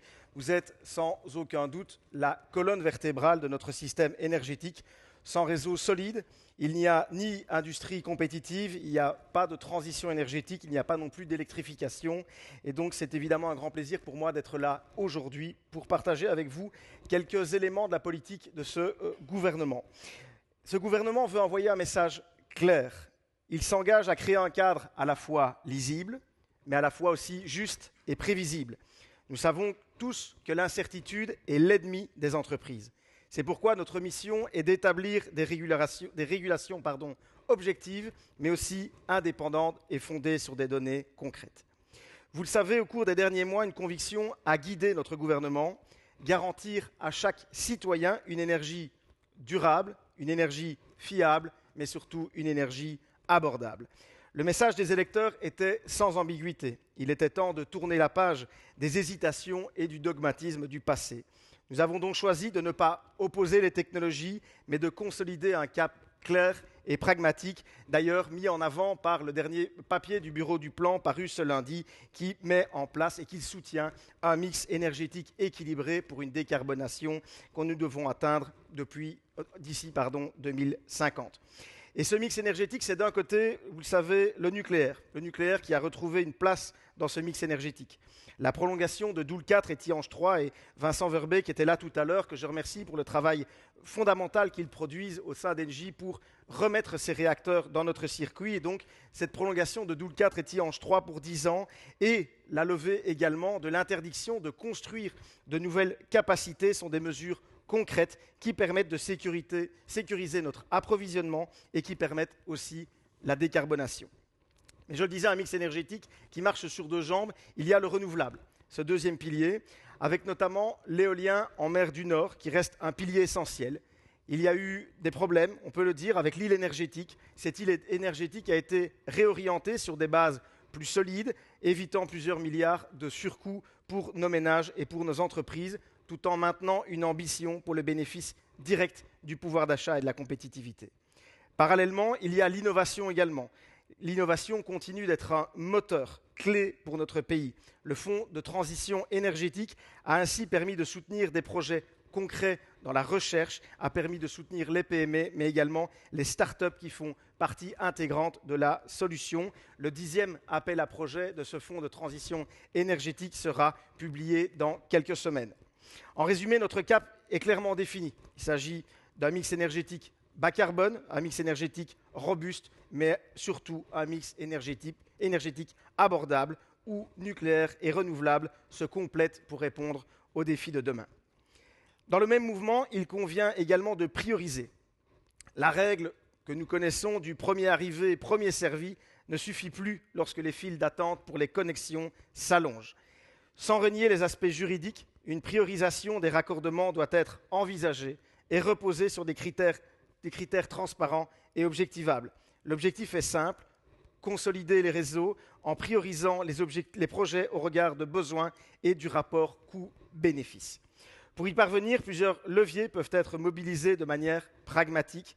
D'abord, la coordination entre le transport et la distribution doit s'intensifier pour identifier correctement des besoins et, si c'est nécessaire, phaser les renforts et les investissements au bon endroit et surtout au bon moment. Enfin et surtout, la protection de la facture et de la compétitivité de nos entreprises doit rester un objectif constant. Chaque choix d'investissement doit être testé sur son coût complet pour la collectivité et sur les bénéfices concrets pour le consommateur et les entreprises. Il n'y aura pas de totem, mais nous voulons évidemment éviter les angles morts. La meilleure énergie est celle qui est fiable, bas carbone et abordable. Cette exigence nous conduit naturellement à la flexibilité. On parle des fois de surproduction. En réalité, il y a des pics à gérer. La réponse n'est donc pas de freiner le développement, notamment des énergies renouvelables, mais de muscler la flexibilité pour équilibrer le système à moindre coût. Côté entreprise, la flexibilité doit devenir une opportunité. Effacement ou déplacement de la charge pilotable, stockage ou coordination qui doit être facilitée. L'idée est qu'une capacité à se moduler puisse être valorisée clairement et qu'elle devienne une opportunité plutôt que d'être une contrainte pour les entreprises. Côté résidentiel, le développement est plus lent qu'attendu. Il convient d'accélérer par l'adoption de contrats à prix dynamiques, là où c'est approprié, par l'installation d'équipements prêts au pilotage, tels que les bornes de recharge, les pompes à chaleur ou les ballons, et par une information transparente des consommateurs. Reste la question et le rôle de la place des molécules dans le mix énergétique, last but not least. La ligne est pragmatique. Priorité aux usages industriels pour lesquels il n'existe pas d'alternative électrique compétitive. Le captage et le stockage de CO2 dont on vient de parler constituent, pour les procédés difficiles à décarboner, un pont utile vers la neutralité carbone. L'hydrogène, quant à lui, doit être déployé là où il est utile et compétitif. L'ambition d'un rôle modal et nodal de la Belgique s'apprécie à l'échelle européenne et au rythme des besoins réels. Le biométhane, enfin, peut contribuer de manière ciblée lorsque cela fait sens sur le plan économique et environnemental. Dans cette perspective, le gaz naturel garde une fonction d'appoint et de sécurité. Il a vocation à accompagner l'électrification et à couvrir des pointes résiduelles dans une trajectoire de diminution à mesure que se déploient évidemment les alternatives décarbonées. Au-delà des technologies, c'est une vision qui doit nous unir aujourd'hui. La neutralité technologique est un principe. Pas de solution miracle, mais il faut un mix robuste. L'objectivation est une discipline, des décisions appuyées par des scénarios indépendants et des quantifications et des qualifications sur les coûts et les bénéfices, mais aussi des consultations plus ouvertes. La prévisibilité doit être un engagement, des trajectoires claires, des fenêtres de décision connues et surtout des critères plus transparents. En définitive, le défi, il est immense, mais nous pensons qu'il est à notre portée. Construire une Belgique qui se décarbone sans affaiblir sa prospérité, qui sécurise son approvisionnement au meilleur coût et qui renforce sa souveraineté énergétique dans un monde qui se polarise et une situation géopolitique qui se durcit, l'autonomie stratégique de notre continent et de notre pays est une priorité. Vous pouvez compter sur ce gouvernement pour tenir ce cap, sécuriser l'approvisionnement, je le disais, stabiliser les prix autant que faire se peut, une neutralité technologique qui n'exclut personne ni aucune technologie et surtout des investissements ciblés pour obtenir une flexibilité mieux valorisée et des molécules évidemment là où elles sont le plus pertinentes. Et je compte évidemment sur vous, c'est d'ailleurs pour ça que j'ai accepté cette invitation, vous, les gestionnaires de réseau, les industriels, mais aussi les fournisseurs, pour accélérer sur le terrain, partager des solutions et faire ensemble que chaque euro investi produise le maximum d'effets pour le bien-être de nos Belges. Je me réjouis de poursuivre le dialogue ici et de prolonger sur le terrain dans les semaines à venir et dans les mois à venir. Je vous remercie pour votre attention.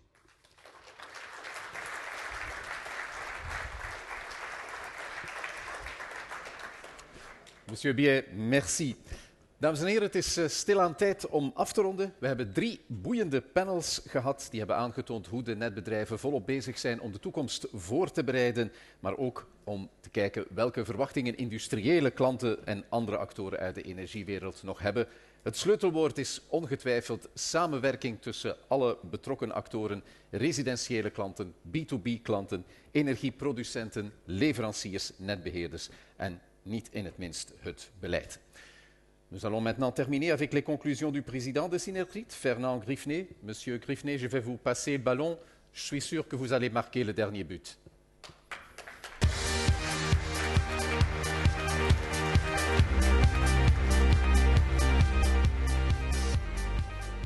Merci, Monsieur le Ministre, pour votre intervention. Merci à tous d'être là. Je dois dire, la comparaison footballistique, quand je l'ai entendue de la bouche de François, je me suis dit, objectivement, si les Diables Rouges comptent sur des profils physiques comme le mien pour gagner la Coupe du Monde, on n'y est pas encore cette année. Donc, je vais vous proposer un dernier tour de valse, puisque, comme je vous l'ai dit, c'est comme ça que je raisonne. 3 petits messages de conclusion. Le premier message que j'ai envie de vous dire, c'est... Vous savez, les entreprises de Synergrit, et si cette réunion a pu vous faire penser le contraire, c'est qu'on a raté notre coup, elles ne sont pas en train de vous expliquer qu'on fait tout bien.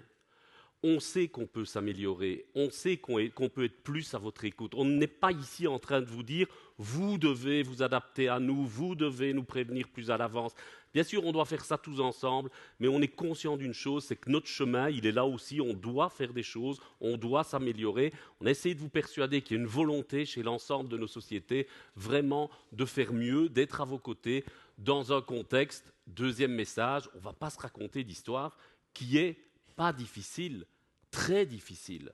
On est dans une situation aujourd'hui d'un point de vue réseau énergétique, notamment d'un point de vue réseau électrique. Je pense que là, les contraintes des réseaux gaziers sont d'une nature un peu différente, mais d'un point de vue réseau électrique qui est inquiétant. On ne va pas se raconter des choses par rapport à ça. Moi, je me réveille souvent inquiet lorsque je pense à mon métier. Le problème de la puissance disponible est aujourd'hui un problème énorme pour nos régions. Le problème des réseaux basse tension, même si effectivement je rejoins Franck, je rejoins le ministre lorsqu'ils disent que le résidentiel suit peut-être un peu plus tard, mais il n'y a rien à faire, on voit arriver des choses. Le problème du réseau basse tension nous préoccupe. Et face à ces éléments, voilà, je crée quand même un petit moment d'urgence. Ce n'est pas une difficulté passagère, non, on a un défi énorme devant nous. On a 3 outils. J'ai été très heureux, Monsieur le Ministre, de vous entendre parler de priorisation. le ticket du boucher. Mon papa était boucher, donc j'ai vu, on sert le VAT3, après le VAT2 et le VAT4 suivra. Le ticket du boucher n'est plus adapté à un monde où la puissance est aussi rare que ce à quoi nous sommes confrontés aujourd'hui. Et donc, il y a, si on veut vivre en société, il y a des choix à poser, il y a des priorités à organiser. Il y a, j'entends souvent cette façon de présenter les choses qui m'intéresse assez bien. On va devoir transformer une piscine où jusqu'à présent, les gamins qui apprenaient à nager à 12 ans côtoyaient les champions olympiques qui préparaient leur prochaine compétition.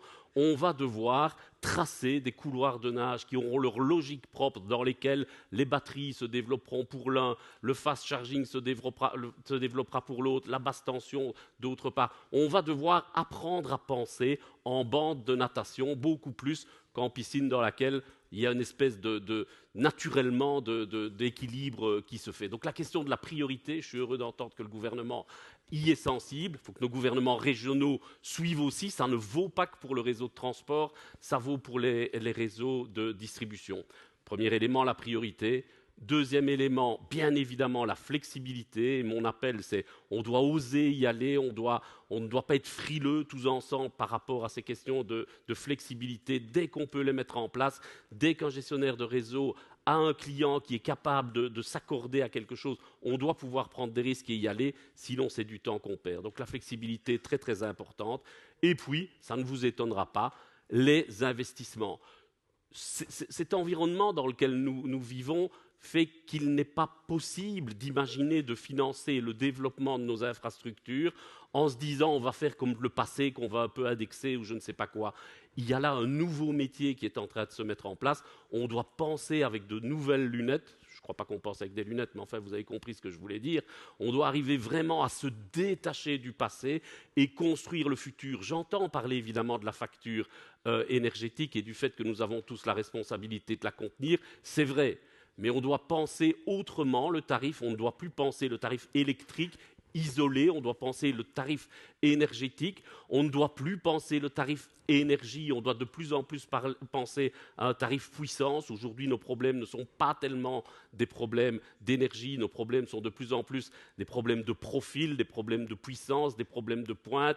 C'est ça que nous devons gérer. Eh bien, il faut arriver à inventer le monde dans lequel on va fonctionner. Donc ça, c'était mon deuxième point. Vous alerter, je ne crois pas que vous en avez besoin, mais on est à un moment compliqué, difficile, qui doit nous pousser à penser nouveau, priorité, flexibilité et plan d'investissement.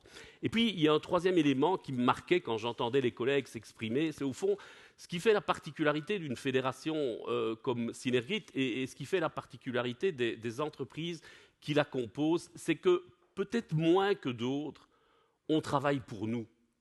Vous savez, si on n'a pas de budget pour les investissements, fondamentalement, pour Ores, pour prendre une société que je connais un peu, c'est pas si grave, on ne les fera pas.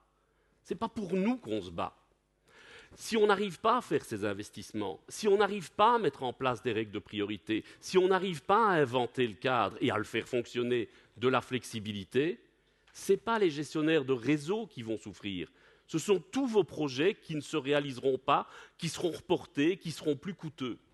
Et donc, j'arrive à ma dernière conclusion, parce qu'on m'a dit 5 minutes, parce que les gens à cette heure-ci veulent finir semaine, boire un coup et commencer le week-end. Donc, je vous promets, je termine là-dessus. On doit vraiment se rendre compte qu'à part sur quelques détails, on n'est pas en opposition.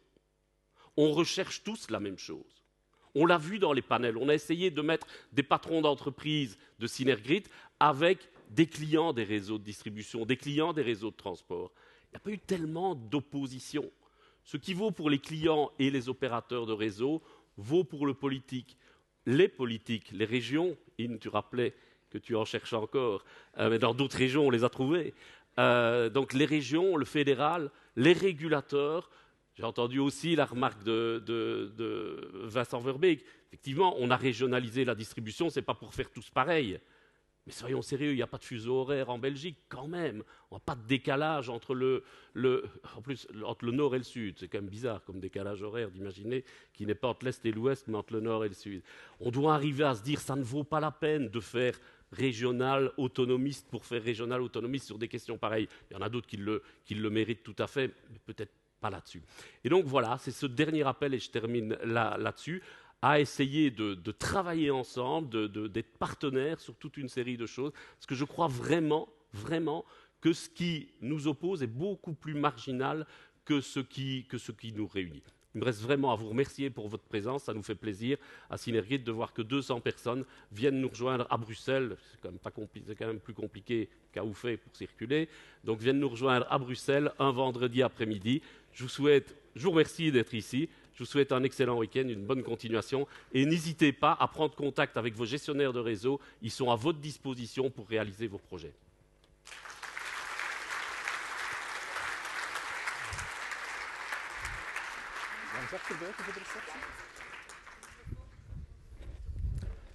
Zo, dames en heren, het zit erop, maar voor u het weekend ingaat, heeft u nog recht op een glas uiteraard. En ik mag u uitnodigen voor de netwerkreceptie. U kan de zaal langs achter verlaten. Tot straks in de zaal.